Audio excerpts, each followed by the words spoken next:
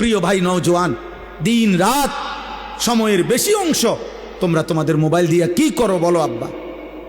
হয় নারী দেখো, নয় ছবি দেখো, নয় গান শুনো, নয় বাদ্য শুনো, নয় তো বেহুদা ফালতু কথাবার্তা, অশ্লীল ছবি, অপ্রয়োজনীয় কাজ ছাড়া এতটা সুন্দর হায়াত, যৌবনের এই শক্ত সামর্থ্য শরীর নষ্ট করে দিচ্ছ। এটা ঠিক না বাপ।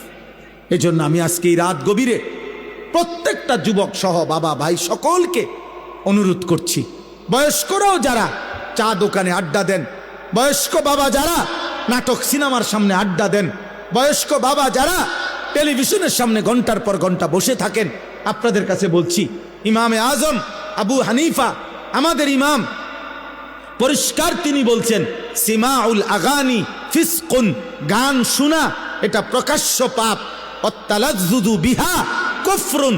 ইমামে আজম আবু হানিফা বলেন, গান শুনে যদি কেউ মজা পায়, স্বাদ পায়, আহ আহ করে উঠছে, অথবা এরকম তাল মারছে, অথবা পায়ের তাল ঝুমকুরের সাথে, বাদ্যের সাথে, গানের তালে যদি সে ডোলে মজা পায়, নড়াচড়া করে, স্বাদ পায়, আহ করে, হ্যাঁ আওয়াজ করে, ইমামে আজম আবু হানিফা বলেন এরকম স্বাদ এবং মজা পাওয়া কুফরি, কুফরি, কুফরি।